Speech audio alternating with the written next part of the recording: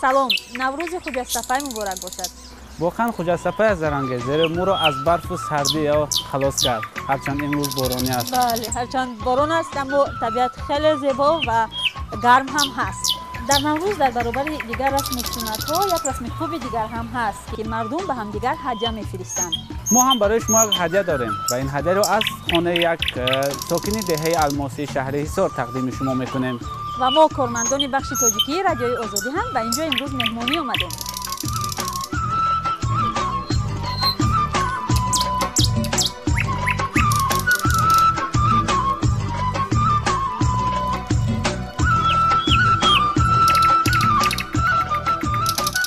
خب زرنگز در اینجا ما و تو جدا میشویم. من ببینم سرکت چی خبر است.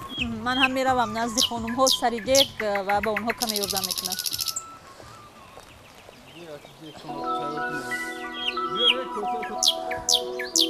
سلام علیکم.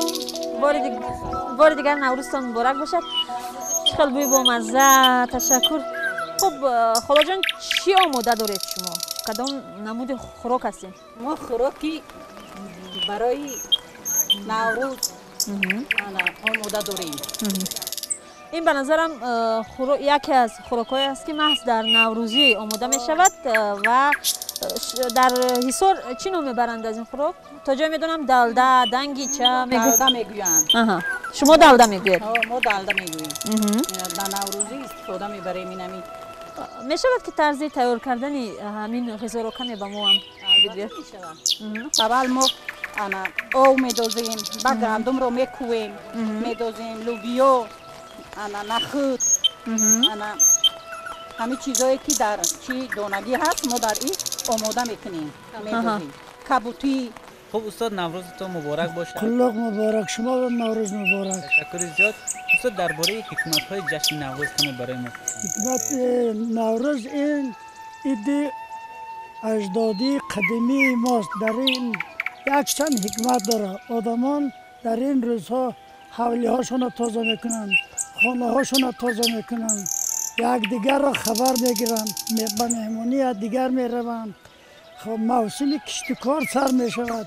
در نوروز بسیار رقص و سرود و بازی تشکیل میکنن، گشتک میکنن، خب بسیار خوراکای با لذت میپزن،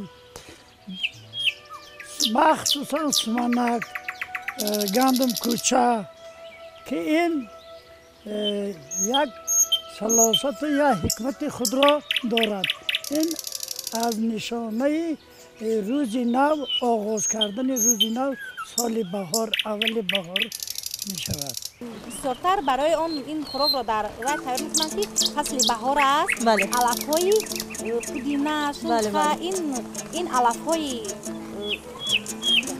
وای بسیارتر در بهار می‌روید. بله بله. برای همین این خوراک را ما در بهار و در نوروز با بسیارتر استفاده می‌بریم. اصلا همین دلده رو هم مثل سمنک همیشه باید آمیخته کنیم یا باید که ما کوفته استیم برای که تگک رای نگذارد. تگک نسوزد. مزه همین خوراک بود دیگر می‌شود. استاد عزیز نوروزتان مبارک باشد. خوب یک سوال داشتم. در دره الماسی باز کدام آیین‌های نوروزی تجلیل کرده می‌شوند؟ تشکر زیاد به شما هم نوروز را تبریک میکنم. بسیار خوشحال شدیم امروز در دیار زیبا منظر دهه خرمنک دره الماسی نوروز یک جمع بهار زیبا که قدم رنده کرده است. ما بسیار خوشنودیم. بسیار مردم دهه ما هم برای این پیشواز گرفتن نوروز را بهار عجم را با کارهای دهقانی مشغولند و در این همچنین عید اجدادی می باشد. مردم ما برای ایدها تشکیل میکنند گشتنگیری، کاک بازی، فوتبال، والیبال، بسیار ورزش‌های چیا تشکیل میکنند. بسیار خوش است. مسابقات تشکیل میکنند.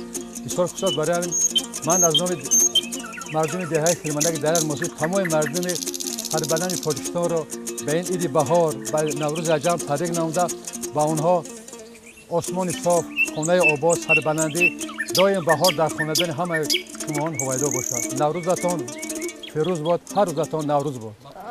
هنگامی مثلا آماده کردن سمنک زنها عادتا سرودخوانی میکنند، میخندند، رقص میکنند. در دلده هم همین خیلی ویا هست یا این مهم نیست؟ عادتا در نوروز در گرد سمنک، در گرد همین اوقات‌های ملی هم که باشد و تو تیار شدن وی ما وقت رو وی نکرده بهوده سر نکرده ما در گیر دیگه شوخی میکنیم میخندیم رقص بازی میکنیم. متاسفانه امروز بارانی است، اگر نه در پهلوی این دک یک دک سومنک هم میموندیم بسیار نغز میشد به فکرم. ما از بس که امروز هوا کم تره است ما سومنک رو دیروز تیار کردیم و سومنک آماده است و در سر دسترخوان مرحمت. بسم الله الرحمن الرحیم. این دیگی درده ما تیار شد برای نوروزی برای مهمونا. این دیگی درده ما که این در کاسه ها میکشیم.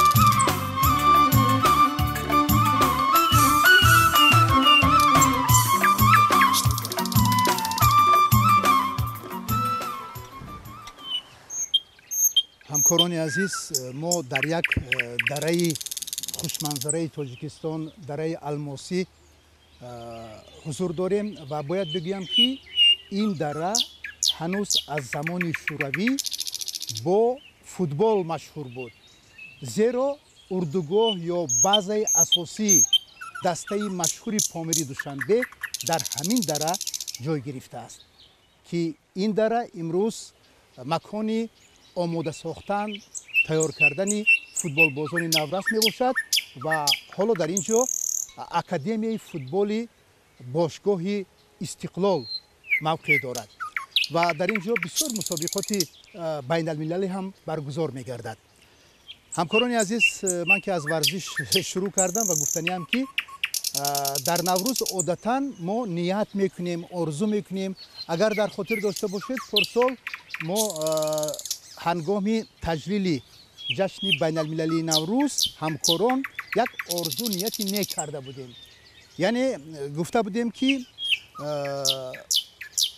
در نوروز این ساله من در نظر دارم سال المپی 2016 رو در تاجیکستان قهرمان المپی پیدا شود و این آرزوی ما جامعه عمل پوشید و سال 2016 ماه اوگوست در شهر ریو دی ژانیرو برزیلیا گرز انداز مشهور تاجیک دلشاد نظرف با گرفتن عنوان بلند قهرمان بازی‌های المپی و مدال طلا مشرف گشت. و اکنون ما در این نوروز هم آرزو داریم که نهایت بعد 22 سال در تاجیکستان قهرمان جهان در رشته المپی پیدا شود، زیرا بعد پیروزی گرز انداز مشهور تاجیک اندری عبدولیف در تاجیکستان دیگر یگان نفر دیگر از ورزشکاران در نمود المپی ورزش قهرمان جهان نشده است.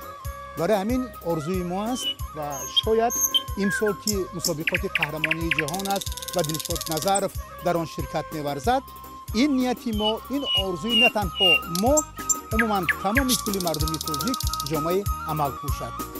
خوش آمده بچه جانو و خواهر جانو و خانوای ما، خوش آمده به نوروزتان مبارک. باز هم تشکر زیاد.